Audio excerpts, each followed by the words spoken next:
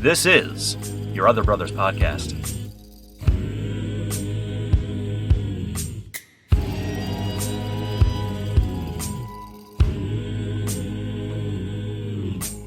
Fear, you're not my lover, you're not my friend, you're not my brother.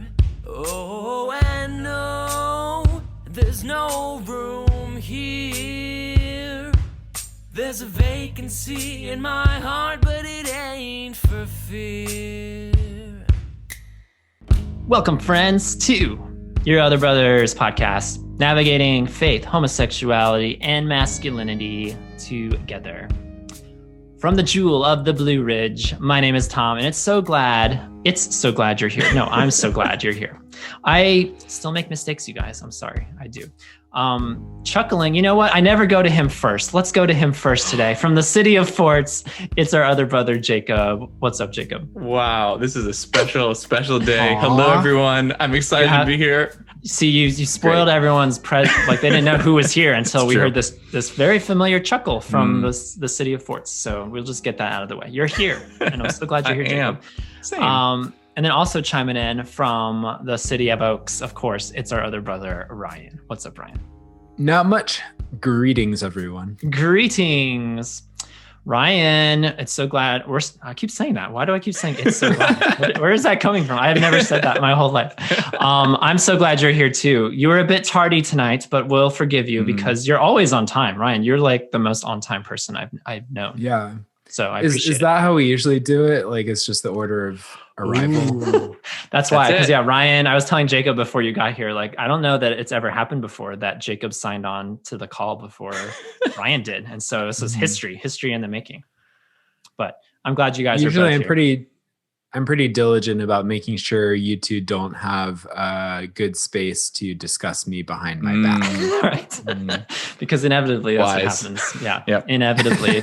You have a gathering of three. If two are there first, then the third person gets talked about. That's just common societal rules. Yep.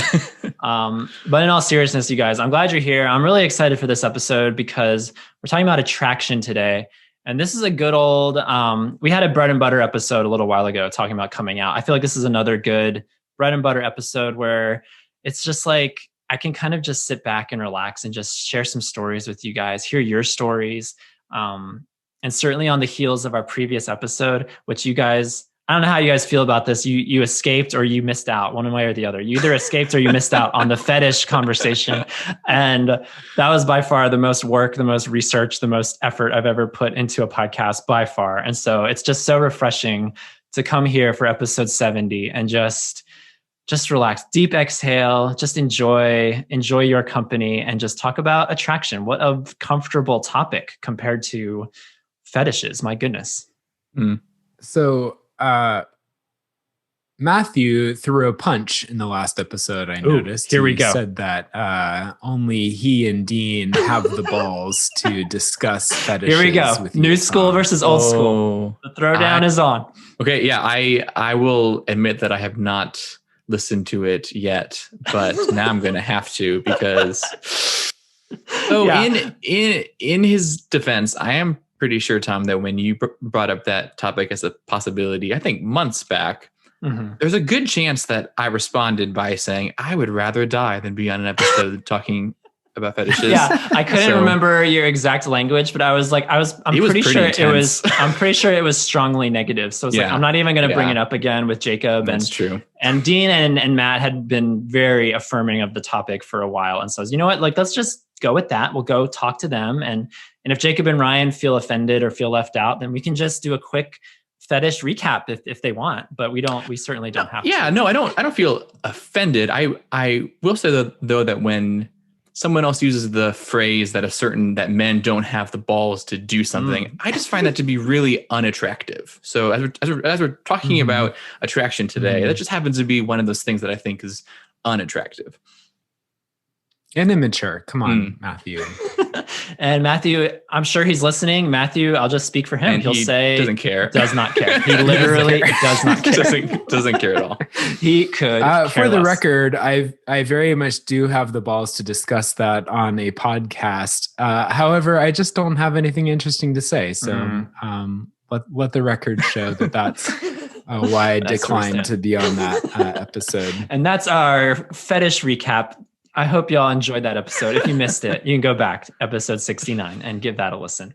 Today we're talking about attraction. What is it? Platonic versus romantic? ? We're just going to dive into that concept of attraction. This is another classic episode we did back in the day. And so we're just going to revive a good old topic that applies to any human, certainly anyone within our community. But we all have an attraction toward something, right? I mean, that's theoretically. So we'll see. We'll see what the answer to that question is shortly. But y'all, this is really exciting. This is our last episode before Thanksgiving. I mentioned on our previous episode, which we talked about fetishes. I don't know if y'all heard, but on our previous episode, I mentioned that I am going indeed to see my family with some trepidation. You know, I'm taking a lot of precautions. My family, I think, is taking some precautions too about gathering together. So it's definitely not something we're entering into lightly. But as for myself, you know, because I had the option of sleeping in a basement with my brother and then also 8 other people in the house. And I was like, you know what? That's not for me. I'm not going to do that. And I'm going to really just embrace the fourness in me, because y'all know my fourness. It's oozing out right now, because I'm going to go camping out in my parents' backyard. I'm bringing my tent. It's going to be #Tentsgiving.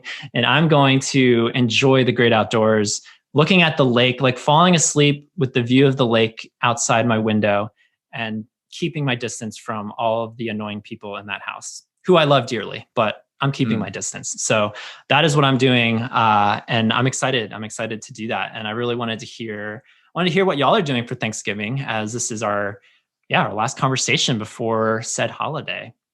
First, I have a question. Will Thanksgiving dinner be brought out to you in tent world, or will you be going inside to join the group at some point? Like, how much are you actually staying isolated from everyone How much else? distance am I keeping? Yeah. Yes. Yeah. Maybe I'll like build a fire and like, maybe, I don't know, establish a communication system where I like either burn certain colors to make go smoke signals, smoke signals, or flags. I could raise a flagpole with like, do I need food? Do I need water? Do I need blankets? What do I need? You know? So I don't know. All that's fuzzy details. I don't have all that work figured out yet, but there will be plenty of distancing, certainly at night, but you know, some safe interaction during the day as well. So Tom, if you don't go cold and hungry, it's going to feel like a missed opportunity to you. True. You really do need to be suffering at the same time for it to be a truly event.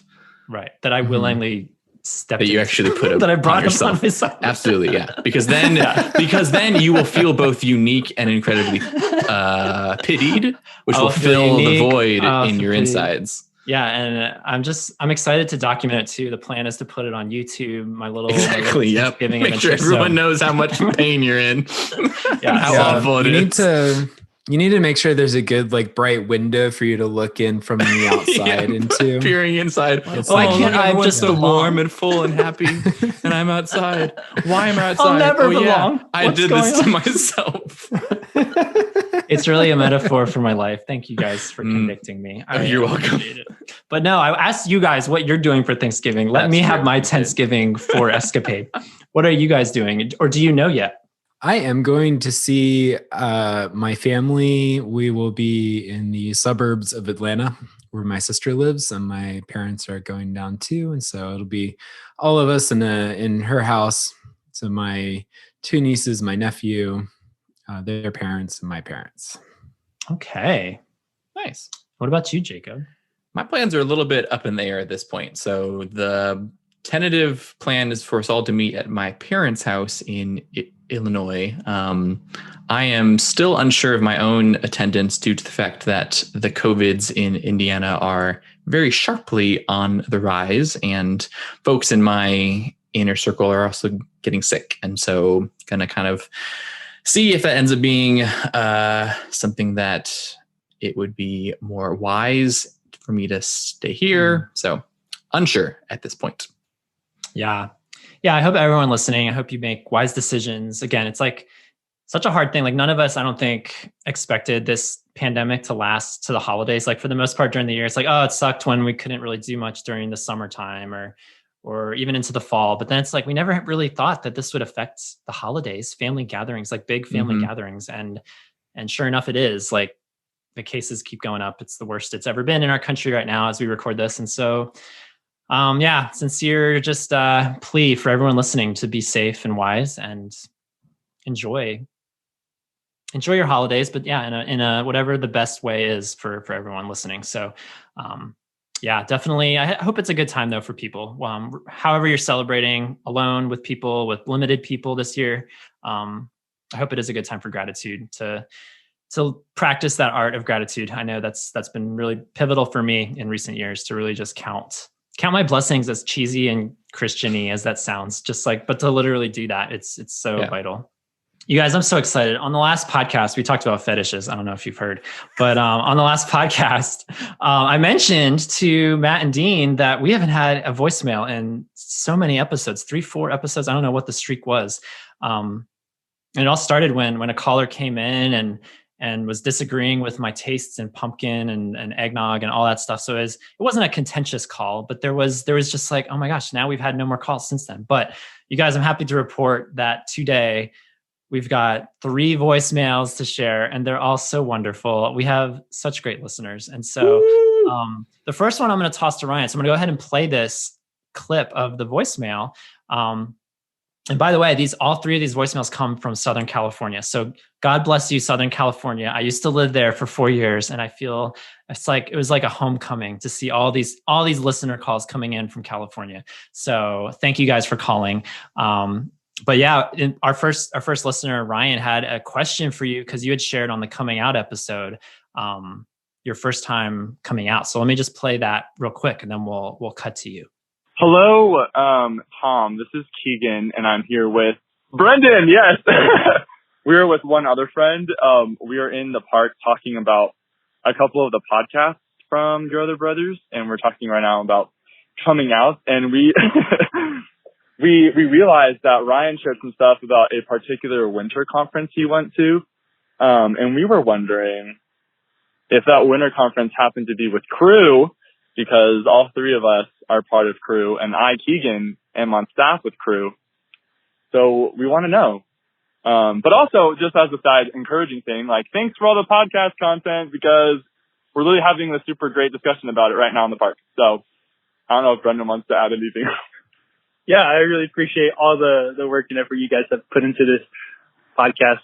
It's helped me immensely, and yeah, I'm super excited just for how it's going to help all of us. Woohoo! So Ryan, do you care to disclose what conference you were at, what gathering you were at? Because there was some suspicions about what function this was, and you can feel free to not share, but the listener wants to know. So I'm curious too now. Well, first of all, great to hear from you, Keegan. And it was in fact not Crew. Technically it was Campus Crusade for Christ, because that's what it was called at the time. So I'm just being facetious. Yeah. He's so sneaky. But I'm old, and so when I was in college, it was called. Yeah, did they officially change that name? So it's like the YMCA is now the Y, or like other companies have changed their names like that. Is Campus Crusade for Christ? Yeah, they're officially Crew now. Okay, and they, I forget when they changed it in the past 5 years, I think. So yeah, that was the winter conference, the Southeast Regional Winter Conference in Greensboro, North Carolina, at the Four Seasons Landscaping Barrington, I think, conference. Yeah. No, not. It's not quite that swanky. Topical joke for everyone listening in the fall of 2020.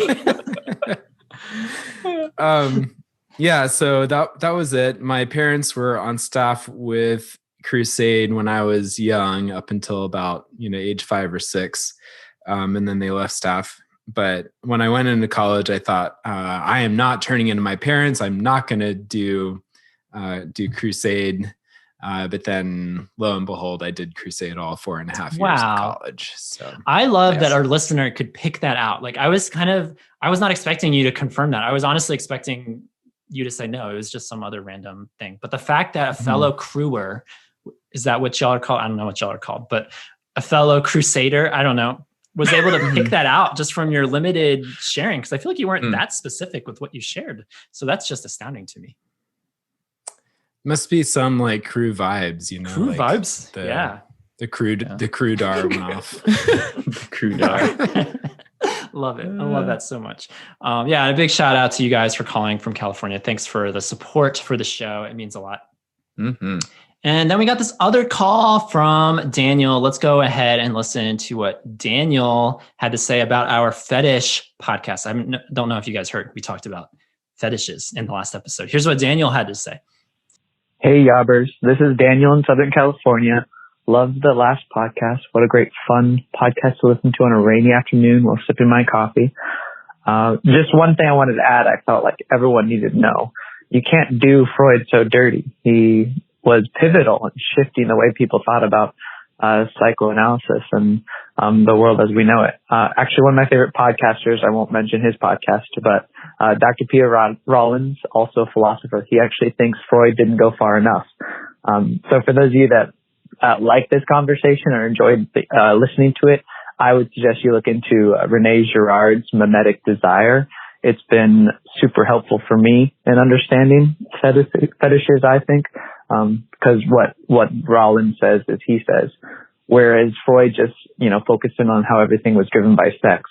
What mimetic desire shows us is that it's not driven by sex, but it's driven by sexuality, which is a little bit more obviously than just sex, but the realization of relational love for people. So mimetic meaning we mirror the desires of those we love. So rather than you desire your mother, the reason you desire your mother is because you love your father. And so then the mother becomes the object of your desires. When you love your father, you want to love like your father, and you see that your father loves your mother. It becomes really interesting then when you play it with religion and with spirituality and all these other ideas. But mimetic desire, it's super helpful for understanding how Freud might be onto something and how we can continue to think about our fetishes, our fantasies, what is the things that we love, whether that stems from a love we hold for one of our caregivers or for some role model in our lives, and also seeing where those stem from, why they might have stemmed from those areas. I know for me, when you guys talked about some of those childhood memories, I remember being walked into my very first locker room when I was 6 years old and thinking, there's something that's weird about this, but I knew that it was what my parents wanted me to do. It was, getting involved in a sport, and that was not something that I necessarily wanted to do. But when you get that locked in your head, what your parents desire for you, and then you begin to desire that for yourself, it's not out of some odd sex drive thing. It's out of a love and a relationship with your caregivers. And I think that's been helpful for me, at least, for understanding a lot of those different conversations, a lot of those weird fantasies and fetishes that are harder to talk about. So Mimetic Desire by Rene Girard, also another great philosopher, Peter Rollins, and all of his thoughts as well. But thank you guys for having the hard conversations and inviting us into them. Love you all. Okay, so first of all, wow, amazing message, Daniel. Thank you for taking the time. That was like one of the most articulate messages we've ever received. No shade to anyone else who's ever called. And I'm not calling you not articulate, but I love the countering perspective. I love the Freud stan. I love that someone, because we had a lot of Freud hate in our last episode for those that listened. And so I appreciated the other perspective, and it was just so well thought out. I was like, honestly, by the end of the message, I was like, hey, Daniel, do you just want to host this show now? Do you just want to take it? Because I feel like that was just stated so well. And I went on a little rabbit hole as he mentioned Peter Rollins and mimetic desire. I was like looking at some YouTube videos about that, listening to this guy speak. He's North Irish, and so just listening to him speak, I was hanging on his every word because I love accents like that. And so thank you for that little shout out, that little tidbit. It was just such a great message. That's what I'm looking for, you guys. That is the bar that has been set, that I would love to hear from you guys. Share 2.5 minutes of that gold, pure gold. Ryan and Jacob, do you guys love Sigmund Freud too? I mean, having this past year, having gotten very close to a psychoanalyst, I know that I've heard a lot more about Freud in the past year than I've heard in my entire life. And I think he does get a really bad rap by folks who don't understand his complete works. And so I don't claim that I understand a whole lot, but I do know that opinion that was shared by Daniel, was really good, and I know many others who would completely agree. Yeah, to be fair, I know nothing about Sigmund Freud other than the little blurbs that I pick out, and it's like, it's so funny. He thinks about penises all the time, and it's just like that's literally all I know about Sigmund Freud. So it was great to hear from somebody who's read a lot. And Dean's read. To be fair, Dean has, in his counseling background, has read a good amount of Sigmund Freud. And he did, to be fair, acknowledge that Sigmund Freud did accomplish some things, did say some good stuff, but that generally, on the whole, not a big fan of the guy. Ryan, this is going to complete our Sigmund Freud talk for this episode. Do you have any Freud thoughts? Any Freudian slips to share? To the best of my understanding, or my understanding is that Freud sort of warmed everyone up to the idea that our sexuality sort of pervades all of ourselves, all of our personality, all of our heart, all of our emotions. And I think that is a useful thing to understand, even if it can be frustrating sometimes. So that's my thought on Sigmund Freud. Thank you for asking. Well, succinctly stated. Thank you for sharing, Ryan. And real quick, because you guys, you would think 2.5 minutes from Daniel was fantastic enough, but you guys, Daniel called back again and he shared another message. So let's go ahead and play that one real quick. Hey, brothers, this is Daniel from Southern California. Yes, I called back because the first call was so much fun. No, I was so nervous I forgot that, yes, the book club is amazing. First meeting was awesome. And even if those of you are thinking or considering it, don't have time to read the book in time for our second meeting, the book has been incredible. I'm just finishing up now, and it's well worth the read. So I highly suggest. That's it. Okay, my final plug. Bye. And there you have it, you guys. Not one, but 2 calls. Actually, well, 3 calls from Southern California, but 2 from the same person. Thank you, Daniel, for calling and for supporting the book club. He was there. I was there. Ryan was there. It was a great time. We had such a great discussion with over a dozen guys. And I'm excited to see where the book club goes in the future, because by the time this comes out, we will have had our second one, as we discussed Henry Nouwen's Return of the Prodigal Son. So excited to see where the journey takes us. Next month, to close out 2020, we are reading The Horse and His Boy by C.S. Lewis. I think, Ryan, you joked that it is a sleeper side B hit. Like all the side B universe loves this book. I mean, it's kind of accurate though. Like the guys that I've been talking to are all saying that it's their favorite of the Narnia books, and so Dean included. And so I'm curious to see what people get out of it.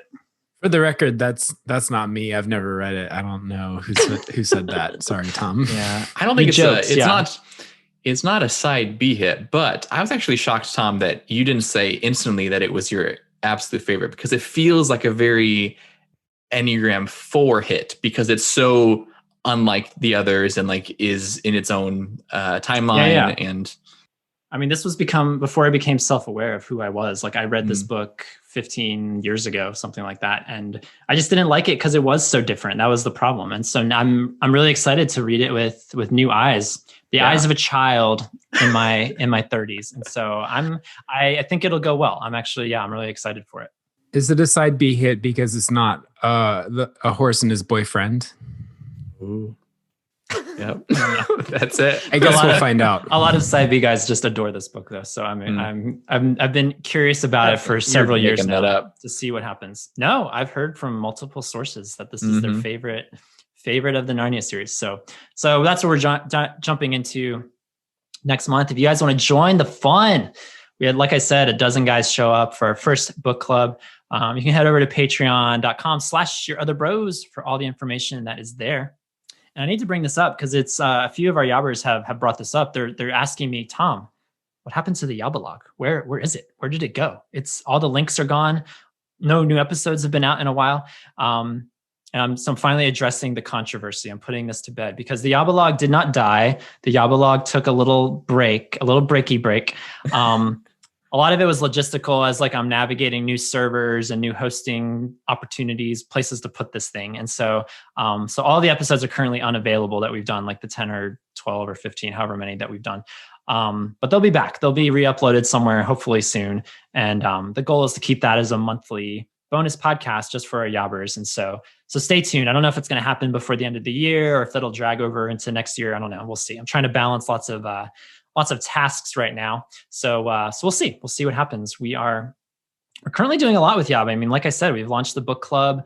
We were unable to have a physical in-person retreat this year, but we are having a digital Yobbers retreat next month in December. And so that's also something that's being planned right now for our wonderful, amazing supporters. So yeah, a lot of cool stuff with Yob coming. And that's just, I haven't even mentioned the other stuff. There's other stuff coming too. So stay tuned. I feel like by sometime early 2021, hopefully all the cylinders will be firing on all the new and exciting stuff coming to Yob. So stay tuned. I know people love the Yobbalog. They love the cut ups. They love the jokes. They love the extended stories. And so they'll be back before long. Along with our voicemail, something else we haven't had in a while is a Apple Podcast rating review. And so I wanted to read this one real quick from Landon. Thank you, Landon, for sharing this with us. His subject line, it was a 5-star review, by the way. I have to clarify now. It used to be so assumed that if you rate our show, it must be 5 stars, but sometimes it's not, and that's okay. That's totally fine. But it was a 5-star review. The subject line said fraternity, and he said this: I'm thankful I'm able to listen in and feel like a part of a community that is vulnerable and talks about things that are important to my life. The show is fun, thought-provoking, and hope-driven. So thank you, Landon, for sharing your thoughts, giving us a 5-star rating, taking the time to do that. It continues to help get our show out there into the wide old universe. So y'all can do that on Apple Podcasts or all the other ones that are out there too. Stitcher. I like to bring up Stitcher every once in a while. Y'all rate us on Stitcher. We would really appreciate it. And before we get into our conversation on attraction, we have to thank our sponsor for this. I was going to say this week's episode. What do I usually say? Not this week's episode. It's not this month's episode. What is it? I think you just say this episode. This episode? Oh, I don't know. I feel off today, you guys. I don't know. I've said it's glad to have you here. It's glad. I don't know. I'm feeling a little off today, but thankful to our sponsor. And a shout out to my friend Nathan. I think I've shared a few times that I have so many Nathans in my life, and I know I mentioned it to you, Jacob, because your brother's name is Nathan. And so one of my friends, Nathan, we're having a conversation one day a long time ago about what our favorite things are, and he mentioned something on his list, which is our sponsor. It happens to be our sponsor for today's episode. One of his favorite things and sponsoring of this episode is slightly magnetic things. Slightly magnetic things, not like super strong magnetic things, but slightly magnetic things like the charger of an like a MacBook, or like certain Bluetooth headphones that you slide into a little charging dock and they just slip right in and they magnetize. Those are lovely, lovely magnetic attractions. Or like a paperclip that's been hanging around with magnets for a while. Oh, yes. Yeah. And it just takes on that magnetic, slightly magnetic quality. So thank you, Slightly Magnetic Things, for sponsoring our conversation today on attraction. So like I said, you guys, at the top, talking about fetishes last time, I went down some dark rabbit holes, some trails that took me places that I didn't know how I would find my way back. You should have seen all the tabs open on my computer. I was going and going and going and somehow had to crawl my way back to the lights, and I found my way back. But today I thought it would just be a good old time to just share some stories, share some perspectives. I did not a lick of research, and sue me. If y'all are listening and you expect me to quote some significant source, I'm sorry, I'm not going to, not this episode. I'm just talking to Jacob and Ryan about what is attraction. Let's just start there. What do you guys define as attraction? Because I'm going to put out a poll in a second, or give you the poll results rather, that I shared about this topic very soon. But how would you just, in its base form, relational attraction, what is that? I think it's when somebody like sort of pulls you out of yourself in a certain way or on a certain level. Like it causes you to, without really thinking about it, go out of your way. Kind of disrupts your normal internal operation in a way that sort of like it encourages you to, or I guess in their direction in some way. I like that. And I think that I would add on to that is that it also is the longing and desire for a greater and deeper intimacy with another person. Mm-hmm. Right. Because it's sort of like fulfilled. The idea is that it's sort of fulfilled by intimacy. Sometimes it is, sometimes it isn't, but that's kind of like what we're aiming for, what it feels like our heart's sort of directed towards in that attraction. For sure. I mean, all we have to do, you guys, is look at our sponsor and just consider the concept of magnetic attraction and two objects moving toward one another. I think that's in essence, like if you just want to make it really simple, it's like two humans moving toward one another. Yep. I think that's, if you want to be super simplistic, that's attraction. I think also there's an element of like, attraction is, at least doesn't feel like it's something that we have any control over. Like it's just there. It's spontaneous. And I think that's a part of it, is that it just happens. Interesting. So you don't think you can force yourself to be attracted to I'm going to argue for that, but we will see if I because I have some thoughts. No, I have some or not. I have some significant thoughts about that towards the end of this conversation. But real quick, I wanted to run these poll results by you guys, because I actually did two polls. I did one in the Yobbers group on Facebook for our supporters, and then I did another poll on Twitter. And I wish I had given more notice on that one because it was very spur of the moment just earlier today. So for a few hours, some people voted. And those are, sometimes there's some crossover between the Facebook audience and my Twitter. Obviously my Twitter audience is more of a diverse, open to whoever sees it. So who knows what the results are, but the results were very similar, I would say, across both mediums. I put the question out there, just a really simple question, intentionally vague. I said, would you say you're attracted to your friends? Yes or no? Just a really simple, vague question. Would you say you're attracted to your friends?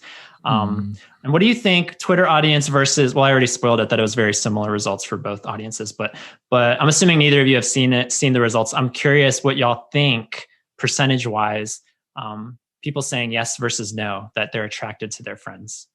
I'm going to go with around 70% yes and 30% no. Okay. I'm going with 63 yes, 37 no. Okay, wow. This is really great news because you guys both win. You both won. Oh, I love that. You basically hit it on the head. So on Twitter, on Twitter, it was 63% yes, 37% no, 37.5 technically, but yeah. And then Ryan, 70-30, yes, no. Whoa. In the Facebook. Wow.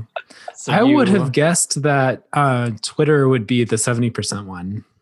But I have no reason. I didn't. Yeah. I'm not going to list the numbers. I didn't get as many votes as I would have liked necessarily on the Twitter. So scientifically, margin of error might be slightly wonky there. But so thank you for the people that voted. If you're listening to this episode, I was kind of expecting that, and I left the question intentionally vague because there were comments in the Yobbers group like, "Well, what do you mean? Like, am I sexually attracted to my friends, or am I physically attracted to my friends?" And I was like, "No, you guys are overthinking it. Like, are you attracted to your friends? Yes or no? Like, say yes or no."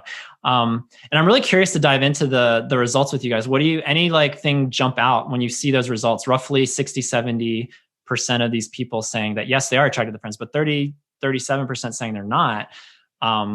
Are the 37% wrong? Are they right? Are they misguided? Are they right where they need to be? What? I don't know. I'm curious for some hot takes looking at those results, because I certainly have some that I'll share. Yeah, I think the first thing that popped into my head is that, like, as you said from the beginning, like, all of us have kind of a different definition of what attraction means, and I would say that most of the time when we think of attraction, we think of it first in terms of sexual and physical, and And so I think that it would be, if you could break down that poll into groups, so just how people defined it, that would be interesting. I also think too, and this is just a feeling, that I get the sense that women are probably more likely to say that they are attracted to their friends than men are. I could be completely wrong on that, but when I think about the people that I know personally, I think that I have a lot more female friends who talk about being attracted to their female friends. This is where it'd be really helpful if we had your other sisters up online to be able to confirm or deny, to check and see. Yeah, I think you have a good point, Jacob, that I think men in our culture probably have a narrower definition of attraction that's more tied to like sex or romance. And I also think that maybe there's some generational differences where I think maybe younger generations think the question is also sort of asking like, are your friends attractive? Which, young people have a fierce loyalty to their friends that they want to say, yes, yeah, they're attractive. I'm attracted, I'm attracted to them. I remember, I forget who it was, who shared the story of talking to her therapist and saying, and the therapist made the point that like, yeah, of course you're attracted to your friends. Like why would you be friends with people you're not attracted to in some way? And I feel like that's a good point where like, it could be that like, it's not so much that I'm friends with you, therefore I'm attracted to you, and more that like, I'm attracted to you guys in some way on some level. And that's why you're my friends. Yeah. I think that works really. I think that's a very clean explanation. Yeah, it really just comes down to what are you defining as attraction? Because again, there was a few comments in the Facebook group about like people talking about how they might start out being physically or even sexually attracted to their friends, but then it wanes over time as you like get to know them or whatever. Which I'm not saying that's right or wrong. That's their experience with certain friendships. And I can kind of relate with that as well. Like sometimes I might be initially physically drawn to somebody, and maybe there's not as much of a pull to the physical side of someone's attractiveness. But then inevitably, as I get to know somebody, then there's like an emotional attraction that develops, right? Because now I enjoy talking to you. I enjoy spending time with you. I enjoy going on adventures or trading stories or being vulnerable and talking about what's going on in our lives. And so then this emotional attraction may develop. And so it's really interesting to just hear how people define that and what your scope of attraction is. Because again, I think that's really what that question comes down to. And I was fascinated by the results because I wanted to see if our community differed from the quote unquote public community. And again, limited poll results, not very scientific whatsoever, but the limited results that I saw, it was interesting to see the correlation that it seems like by and large, most people would probably agree that they're attracted to their friends, but then maybe others have strong opinions against that, not so much. So I was curious, you guys, what categories of attraction do you have? Like if you were to like unspool this a little bit, I already rattled off a few. Like certainly there's physical attraction. Certainly there's a sexual attraction, which those might be the same for some people. Those might be very different for some people. I'm certainly someone who experiences an emotional attraction to people. Like, are there other categories of attraction? Does it get any deeper? Does it start to get ridiculous the deeper you go? Like, are we trying to analyze this to death, or I'm curious if y'all can y'all think of any specific categories of attraction beyond those three ones, I would say. Yeah, I also really enjoyed the categories of intellectual attraction and spiritual attraction.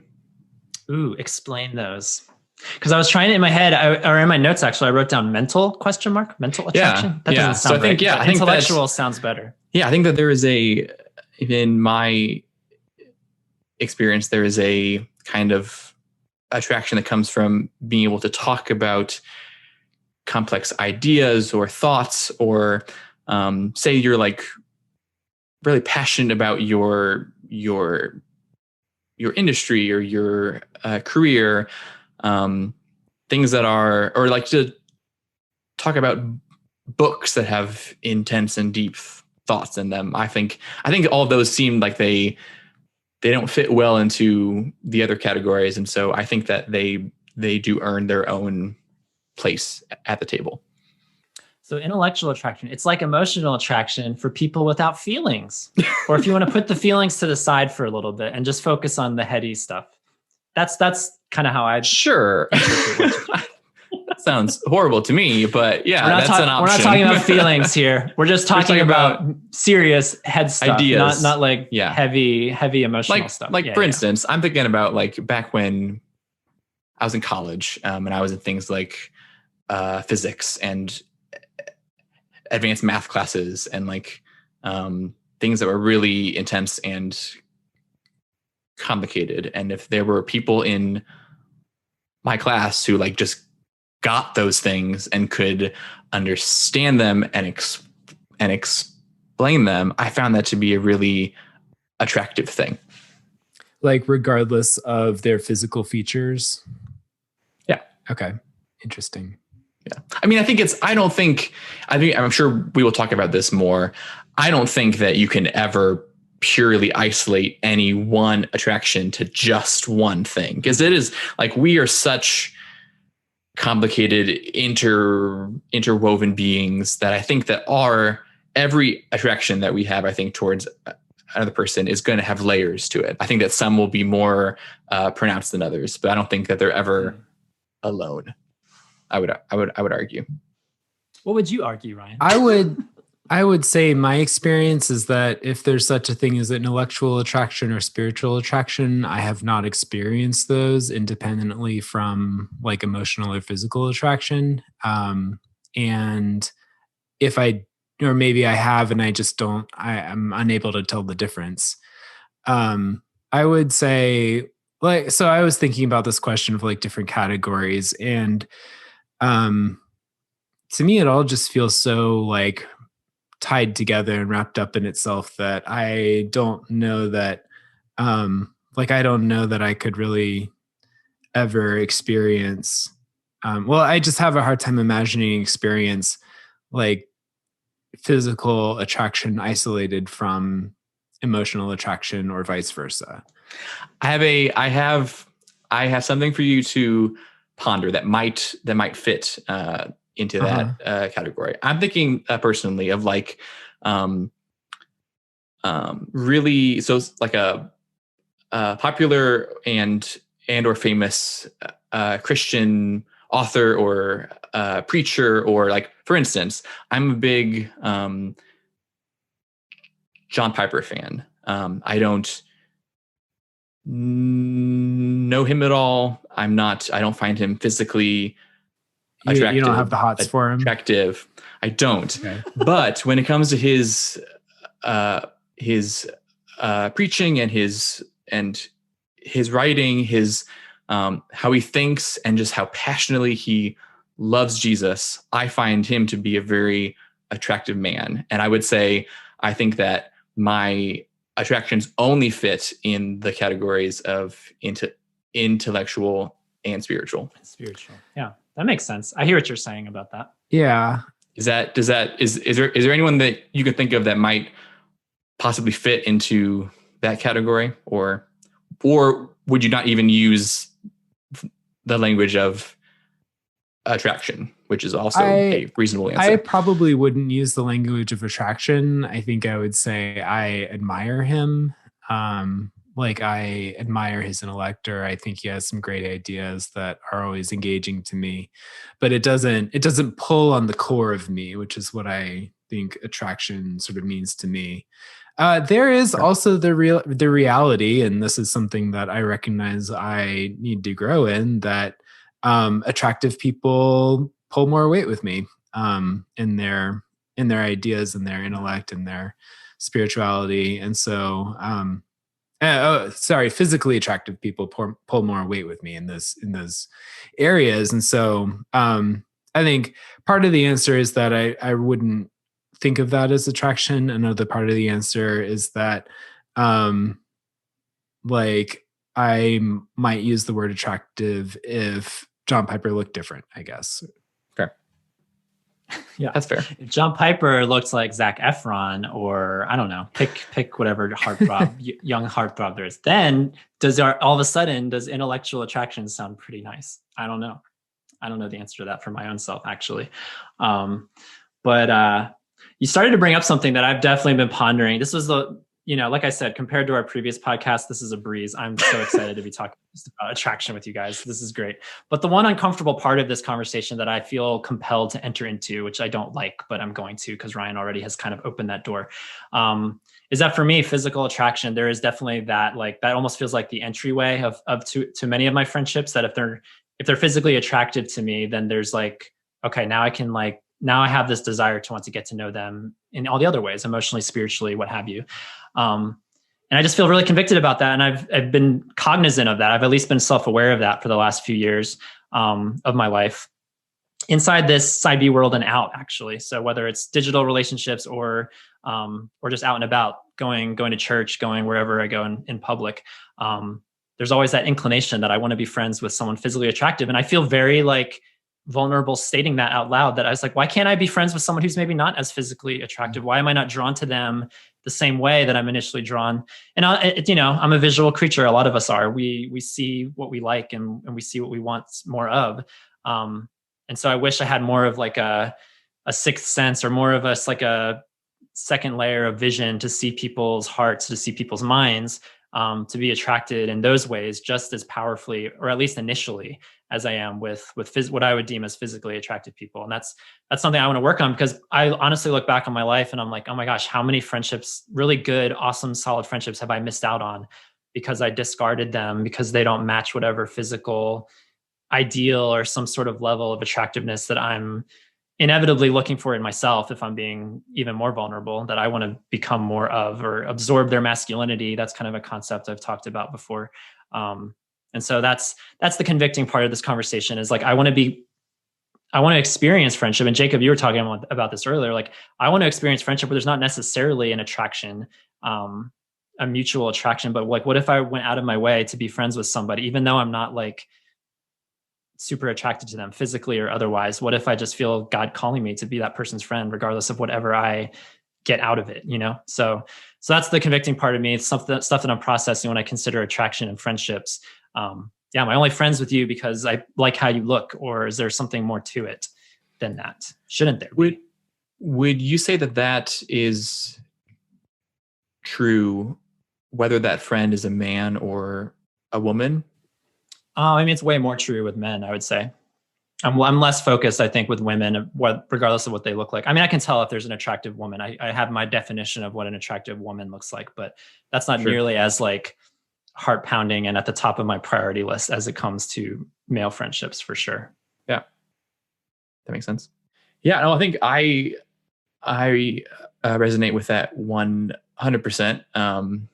I think that something that is encouraging in that kind of is twofold. One being that I know that just because a person is physically attractive, that doesn't hold enough weight, in the sense that it doesn't take long that if I meet someone who, upon first lookings at, I say, oh, they're really really beautiful, and then upon getting to know them, I actually learn that they're a jerk, or they're really unkind, or they're immature, or there's just all these like issues. They actually, I don't know if this is true for either of you, they actually become less physically attractive, to the point to where like you get, if I get to know a like just a mean, suddenly their abs idiot, don't cut as deep, do they? It's just like, oh, like you don't look, you actually don't look good anymore. So that gives me encouragement that like, I know that in my friendships with people who do look good, that last for a long time, I know for a fact that's not hinging on like, oh, like it's just because they look good. Mm-hmm. On the other hand, which is also, I think, an encouraging thing, is that I've known people who, when I first met them, I thought like, yeah, they're not like, I don't really think they're that good looking. Like, yeah, like, no, I don't really see it. But then upon getting to know them and getting closer and seeing their heart, they become physically attractive, which I find is a super interesting thing. That like, I didn't think that you were super awesome looking, but now that I've gotten to know you, you have become, because I'm like knowing you as a whole person, you've become one of the most beautiful persons that I've ever seen, which I think is super cool. Do either of those things resonate with you two? Or am I just a little bit? Yeah, I'm trying to think about relationships in my life where that would be the case. Like, I'm sure I could pick out a couple examples. I don't think it's nearly as strong as you paint that picture for yourself. But I think there are absolutely instances on both sides where I would probably agree with experiencing that on some level. Sure. Okay. You made me think of a distinction in attractions that I've experienced, but didn't really think about till now. There's kind of an aesthetic attraction and a physical attraction. And so the aesthetic attraction being like, I like to look at you, like my eyes are going to be drawn to you. And then the physical attraction is I want physical intimacy with you, whether that's like touch or just like proximity or whatever. And so I think that my physical attraction will track with emotional attraction like that, where like people kind of fall into and out of favor with my emotional attraction, and then they'll kind of follow with that with the physical attraction. But that for me is pretty independent of aesthetic attraction, where I can still find a very distressing person personally to be visually appealing, and like I don't mind looking at them. I just don't really want to talk to them. So yeah. Oh yeah, I love that. I love the layers of that. It's like aesthetic is at the top, and then maybe physical next down, and then like sexual would probably be then further down from that. Like having these layers of physical quote unquote attraction.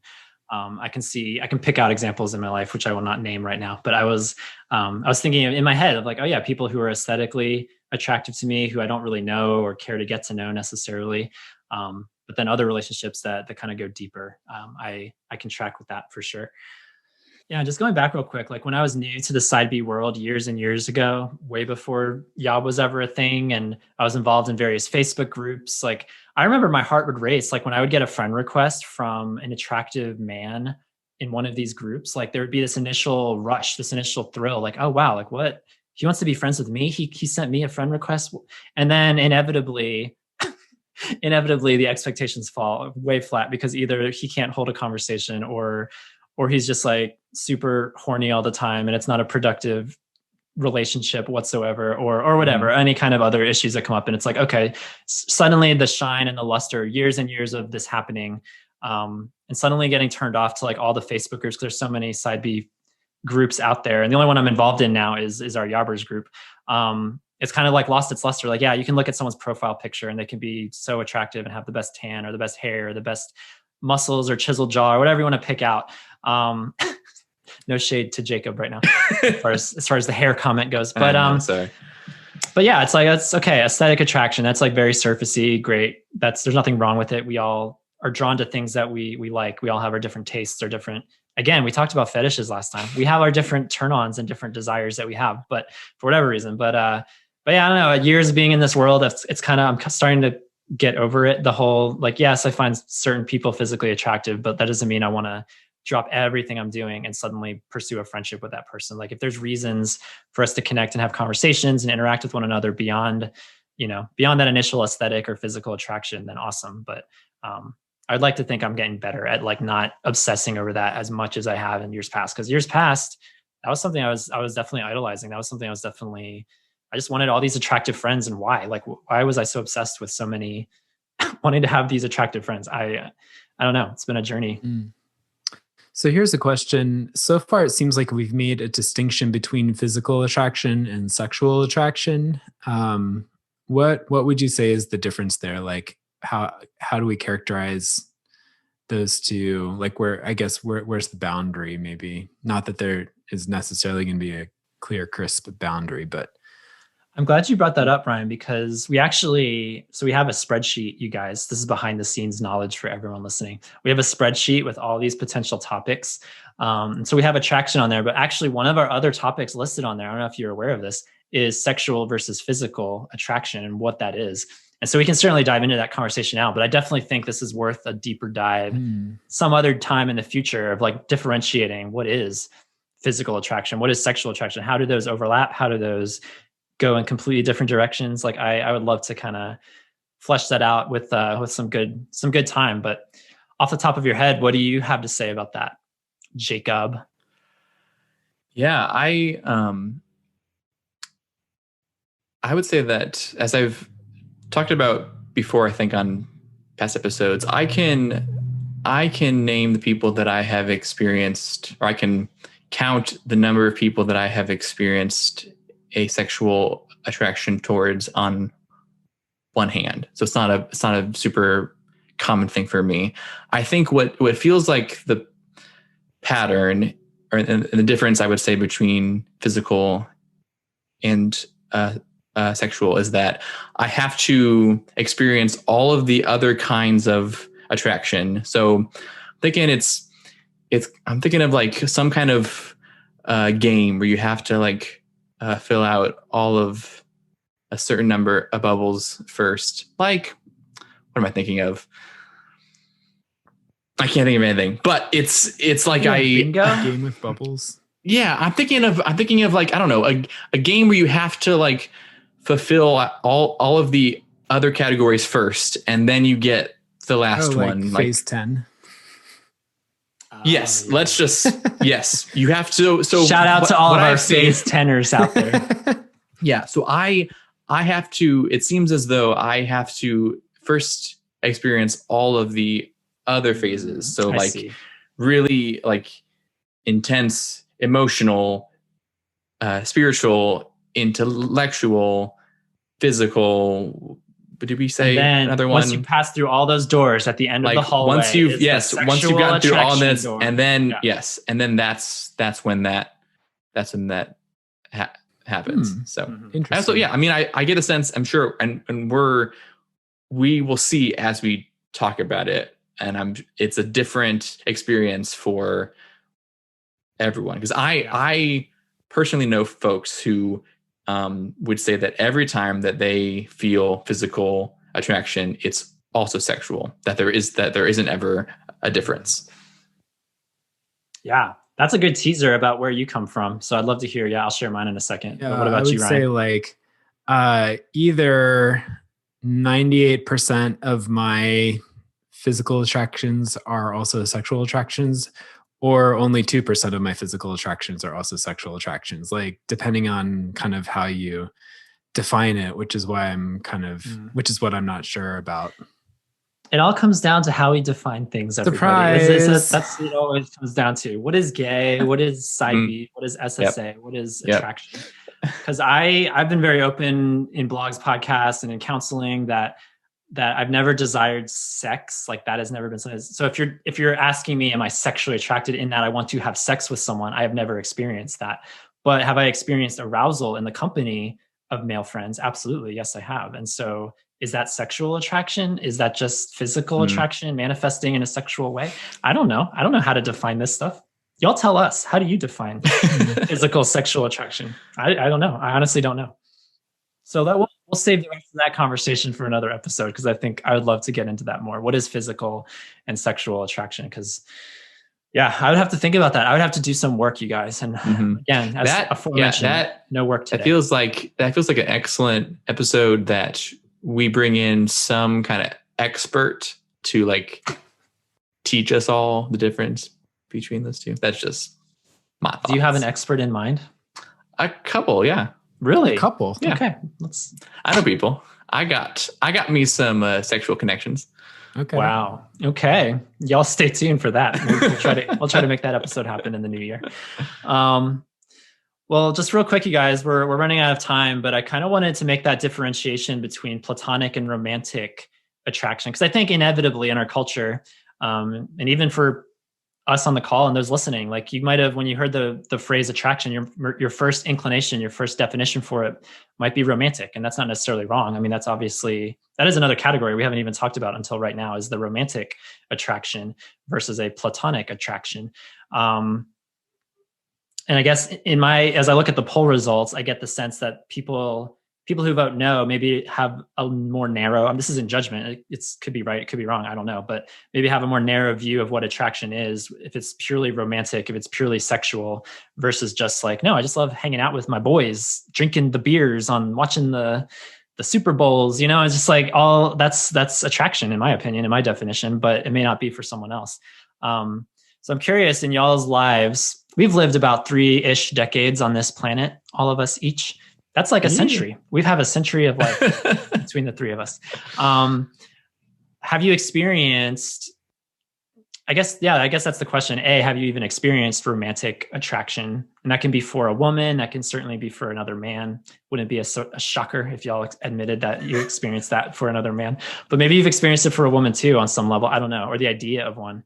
I'm curious, just to bring the romantic attraction quotient. It'd be great if we had a married guy on the show today, but alas, we don't. But I'd love to hear y'all's dabblings in romantic attractions, what that feels like or looks like. Yeah, actually, I had a conversation with a friend a few months back about kind of he's also side B, about that experience of romantic attraction, and for him, he finds it utterly terrifying and like hates it. For me, that's when I feel the most alive, which I think is just interesting and just how we're wired. I think that when I've come to realize that when I use the language of like I experience same-sex attraction, what I'm actually saying is that when it comes to both romantic and sexual attraction, I've only experienced those towards other men and not towards other women. And I think it's actually good to have that kind of nuanced thought, lest we, as they say, throw out the baby with the bathwater. And if we experience any kind of attraction towards other guys, this is how I operated when I was younger, of like, oh, if I feel anything drawing me to another guy, I need to just like shut that down. Can't talk to him ever. Like that's just out. And I don't think that's a helpful way to think about it. Very interesting. I have thoughts. I don't know if I'll share them, but we'll see. Tom, when you were asking your question, I forgot that I was unmuted, and the audience probably heard me sighing very loudly. Because oh no, not this question. Well, I think for a long time, many different situations in my life, I sort of hid behind this distinction of platonic attraction versus romantic attraction. And I sort of like pretended that all of my romantic attractions were actually platonic attractions, and said, oh, well, I just want to spend time with this guy because I want to be friends with him.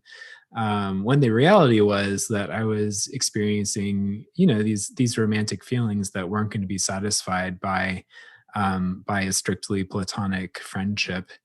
And so I guess, and so I sigh because I'm thinking of just my history with that, but also I don't know. I guess where I'm at right now, looking back on those years, I don't feel confident in saying that I really experience platonic, just plain vanilla or cold water platonic attraction very much, because all of my friendships, even the ones that aren't like sexually directed, which is pretty much all of them, but like all of my friendships do have an element of sort of romantic-ish passion to them.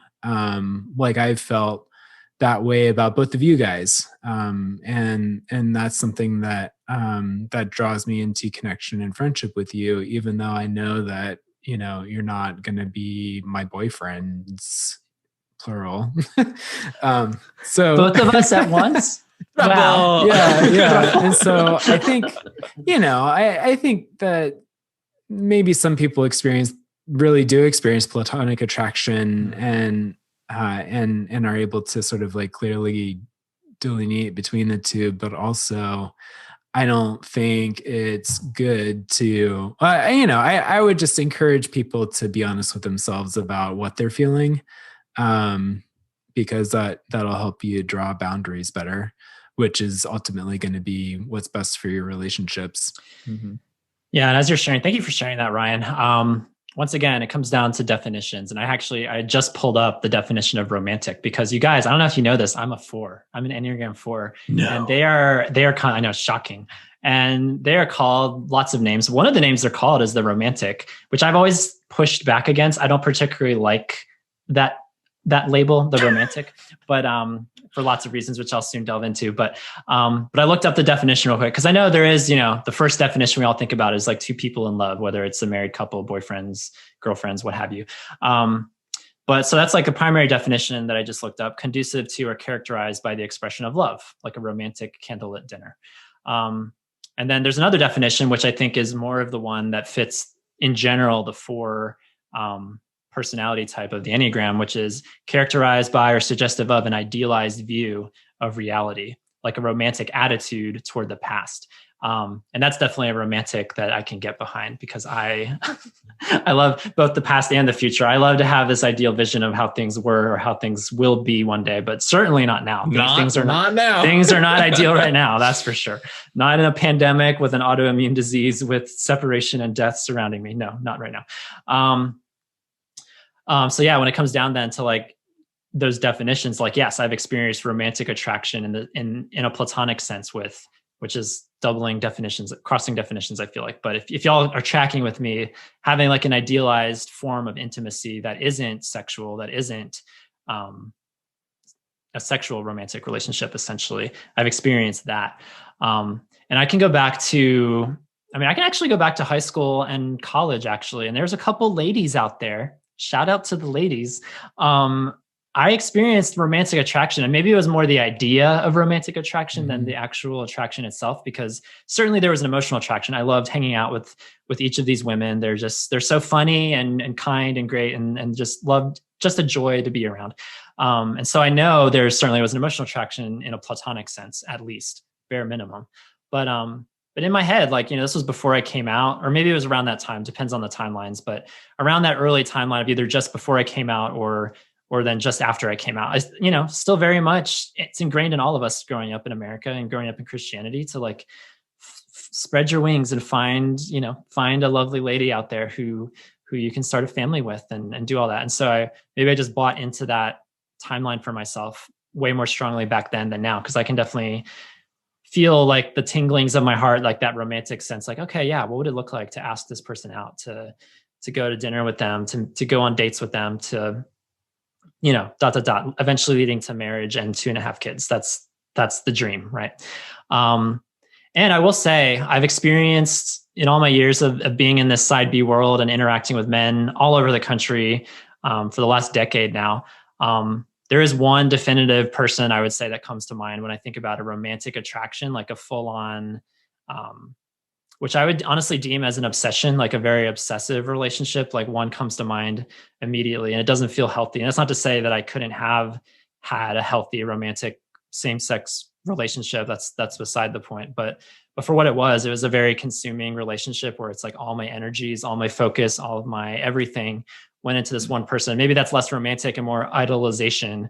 But it definitely had that kernel of like a romance that it just didn't feel good looking back on that friendship that ultimately did not pan out. So that's kind of, again, another uncomfortable part of the conversation for me, because I mostly, for the most part, feel pretty good about being individual. Again, that's the other name for the 4, the individualist. Like I love just riding life solo. I love it. I love not being too intermingled with people, just kind of keep my own lane, and so to some extent I have to be open to relationships. Of course, we all do. But part of me wonders if I'm uniquely wired to maybe not need a romantic relationship as much as other people do, or as much as other people yearn for one. I don't know. Yeah, I think there is a reason why on the Enneagram website they basically say that 2s and 4s should never date. And it's because, I think in part because of everything that you said. Sorry, Jacob. I'm the exact opposite. I know. It's rough, but it is what it is. A 2-4, yeah, you guys, a 2-4 relationship. 2-4 should, we're not meant to be. It's a lot of push and pull. It's a lot of heavy gravitational pulls. Let's just say that. Yeah. And I honestly, I've had some, I joked with Jacob, I think when we were first starting to become friends. It was great. I was like, Jacob, I'm going to be really honest with you. I have not had the best track record with 2s in my life. It gets very heavy, very quick, and it doesn't really work out. So and I think that in response to that, I think I said something of like, I'm going to make it my mission to redeem the 2s for you. Because that sounds like something I would say. Redeem the 2s. No, 2s are great. I know there are plenty of 2s listening. They're one of our most popular Enneagram categories, at least in our Yobbers group. So I know we have a lot of 2s listening. Y'all are great people. Sometimes you'll just exhaust me. That's all I'll say. Yeah. Same. Yeah. But I'm sure I exhaust you. Exactly. That's just how it goes. I'm exhausted just listening to this. Yeah. No, sorry. No, I wasn't saying that. I wasn't saying that you do. I was saying that other 2s also exhaust me. I don't. Okay. Yeah. No, I was. I was going to say it's totally fine. Exhausting. It's totally fine if you say or in general, all 4s also exhaust you. That's totally fine. I know, but I happen to have a lot of 4s in my life who I love dearly, and it's just it's rough. It's rough. We love the tempestuous seas. We love riding out these storms together. I just wanted to offer a bit of encouragement to anyone listening who does find themselves attracted to the same sex. Is that just like Ryan said earlier, it's okay to be attracted to your friends, and that if the people that you are closest to didn't have attractive qualities, that you probably wouldn't be friends with them. Personally, I find things like love, joy, peace, patience, kindness, goodness, self-control to be like insanely attractive qualities. And like, these are really good things that, especially as Christians, bring us together and are meant to have this magnetic pull to one another. And that's something that even if we feel those things towards people of the same sex, we don't have to be afraid of it. We can lean into those really good, precious things that draw us to one another. And that kind of makes me imagine that a lot of people might be listening and wondering, okay, so we've talked about attractions. What do we do about them? Like when we feel a kind of attraction to someone that we don't really want to be feeling, or don't feel like we should be feeling, or feel like is kind of getting in the way of the relationship. And maybe this is a whole other episode of the podcast, but like, yeah, I guess I've just talked to people who aren't sure what to like, how to deal with their attractions. Yeah. I mean, that's definitely worth a longer conversation, because I think it's fine to experience attraction. Again, there are different sides of Christianity that will say different things, but I think here at Yob, we don't say that to experience same-sex attraction is sinful. Like, we are all attracted to the things that we're attracted to, and it's what do you do with that attraction? And and as it pertains to friendship, as it pertains to building relationships, like, it starts with communication and figuring out what you can talk about. Starting small, building blocks from there. Maybe talking things out, because I think that's the cornerstone of any good relationship, right? Is you have good communication. You work through stuff. Different issues arise, and you each listen to the other as things arise. And inevitably, in our community, in our side B world, the issue of attraction comes up, and is it okay to be attracted to this other person, also attracted to the same sex? Or how much attraction is too much? Like, can I be physically attracted to them, but not sexually? Or can I be sexually, but not romantically? Or like, where do you draw boundaries and lines? And that's where I invite everyone to to start that conversation, if you haven't already, with your friends as you build those relationships, because that's it's important to sift through that. It can be uncomfortable. It doesn't necessarily mean it's going to be easy or fun, but I think those are really important things to define and to like good old relational oil changes to keep things running smoothly. Many years ago, I found myself serving food in a soup kitchen, sitting down at round tables with 5-6 homeless people in the city of Milwaukee, Wisconsin. And if I were to have told myself years prior that that would one day be what I'd be doing, the meal I'd be eating, the people with whom I'd be conversing, I think I'd have been a little terrified, certainly uncomfortable. And I was uncomfortable. And yet I'm forever grateful for that summer of missions in a foreign city, in a foreign environment, doing entirely foreign things that I'd never dreamt of even doing before. As a naturally self-preserving person, a naturally inward-focused person, that summer job, that summer ministry really opened my eyes to how relationships work. Not just relationships with the people we know and we love and with whom we feel comfortable, but our relationships with all of humanity, this entire planet, and the call, especially for the Jesus follower, to not be repelled. As an introvert, I use the excuse that people drain me. Not all the time, but give it enough time, and the reality of the fact is I need to get away. I need to leave. I need to recharge, isolate, and get away. And I'm comforted when I look to Scripture and I look to the man that I've staked my whole life on, my whole story upon. Because I see Jesus constantly going to people again and again, and also retreating, escaping, isolating, spending time alone with the Father. In Luke chapter 8, Jesus and his disciples go across the Sea of Galilee to a very far and, dare I say, scary place. And it is the epitome of going somewhere that you are not naturally attracted to go. Nothing bright and cheery and endearing about the journey whatsoever. And yet Jesus went. Felt an attraction of a whole other sort.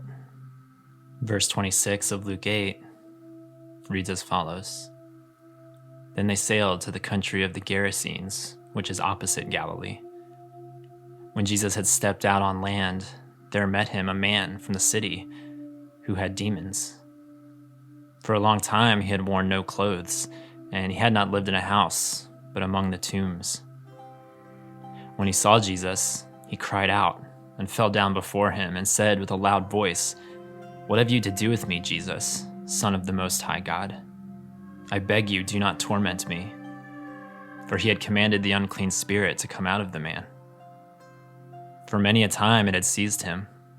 He was kept under guard and bound with chains and shackles, but he would break the bonds and be driven by the demon into the desert. Jesus then asked him, "What is your name?" And he said, "Legion," for many demons had entered him. And they begged him not to command them to depart into the abyss. Now a large herd of pigs was feeding there on the hillside, and they begged him to let them enter these. So he gave them permission.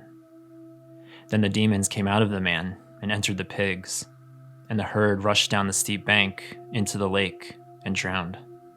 When the herdsmen saw what had happened, they fled and told it in the city and in the country. Then people went out to see what had happened. And they came to Jesus and found the man from whom the demons had gone, sitting at the feet of Jesus, clothed and in his right mind. And they were afraid. And those who had seen it told them how the demon-possessed man had been healed.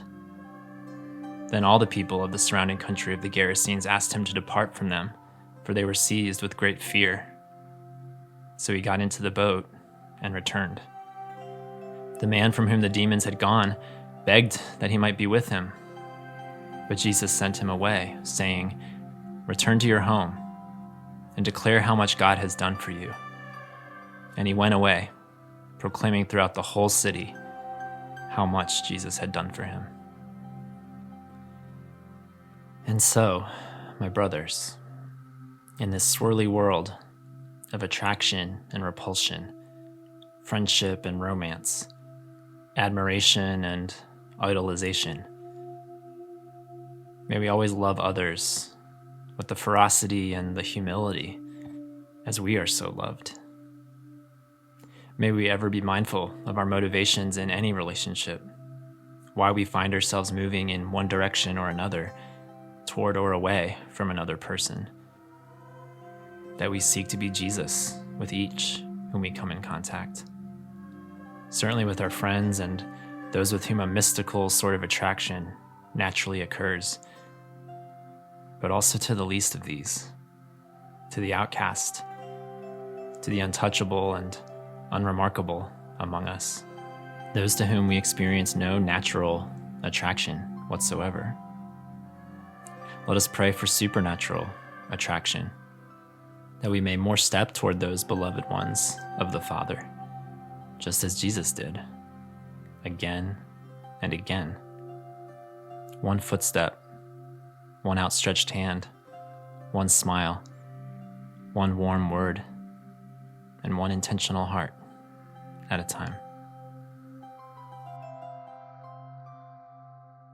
Well, friends, I just want to say that I think that you are both very attractive people, and I'm thankful for each of your friendships. And yeah, it is incredibly refreshing to talk about something like this with so much nuance, because I think too often we kind of simplify this idea of attraction to just one thing. And I think it's been a really helpful change in my own journey to talk about all of the different layers of complexity that come with this topic. For sure. So much nuance, so many layers to it. We only just got started. I feel like all of our episodes, I've said this so many times, I feel like all of our episodes are just gateways to a deeper conversation, which we'll get to, eventually somewhere down the road. We'll talk about, as referenced in the episode, we'll talk about physical, sexual attraction. We might delve more into what is romantic attraction or drawing boundaries with friends. It's like we could take this conversation 5-6 different deeper ways. So stay tuned. Maybe we'll get to it before too long. We'll see. But for right now, y'all, we would love to hear from you. We'd love to hear your thoughts on this episode, on this topic of attraction. Go over to yourotherbrothers.com/podcast, find the episode 70 post on attraction, and tell us an attractive story. We'd love to hear your journey with attraction, platonically, romantically, physically, sexually, whatever other lees are out there. I'm sure there's probably other categories of attraction that we missed. There's got to be, but let us know your journey with attraction and just how you make boundaries, good boundaries with your friends, or how you pursue any relationship really. And of course, a big shout out to Slightly Magnetic Things. Just giving you just enough attraction, not too much. Y'all, I have this magnet on my fridge. It was there when I moved in. It is like rock solid, almost glued to the fridge. And I hate it because on the one hand, like ain't nothing coming off. You stick a piece of paper on that, like that thing's going to withstand a hurricane, but, or a tornado, but it is the most annoying thing because you have to slide the magnet. You have to like push a boulder to the edge of the fridge to take the thing off and to get whatever you clipped there. So we're not talking about those. Those did not sponsor the show, but Slightly Magnetic Things. Thank goodness for slightly magnetic magnets that you can take off of your fridge. Exactly. You can actually take it off without breaking a sweat. Thank you for magnetizing and charging this wonderful episode on attraction. I think that's going to do it, you guys. Everyone, hey, Jacob, Ryan, everyone listening, have a wonderful, happy, safe Thanksgiving. I hope it's a truly incredible time for you. I'm thankful for each of you guys, and I'm thankful for our incredible listenership, whether they call the Yob line or not, but more so if they do. But I'm grateful for everyone. And I hope that you, Tom, have a wonderful, cold, hungry Thanksgiving out in the tent in your parents' yard. Because I am a romantic individualist. That is what I do. Yes. So for all your other brothers, this is the romantic individualist, Tom. This is Ryan. And this is Jacob. Reminding you that you are not alone. Even the sparrow finds a home. See you everyone. Next time, everybody. Bye. Thanks for listening to Your Other Brothers podcast. Our show is edited and produced by Thomas Mark Zuniga. Theme music is Fear Is Not My Lover by Nathan Rousseau. We'd love to hear your story. Comment on this or any of our episodes at yourotherbrothers.com/podcast, or share a story to play back on our show by calling us at 706-389-8009. You can also email us at podcast@yourotherbrothers.com or write to us at Your Other Brothers, P.O. Box 843, Asheville, North Carolina 28802. If you enjoy our show, consider rating and reviewing us on Apple Podcasts. You can also follow us on Facebook, Twitter, and Instagram at Your Other Bros. Finally, if you'd like to further support our storytelling, community building efforts, consider becoming a Yobber. Yobbers pledge monthly on Patreon and receive perks like bonus podcast content, access to a secret Facebook group, regular group calls with fellow patrons and authors, and more. Visit patreon.com/yourotherbros for more information. Until we journey next time, we're glad you're with us.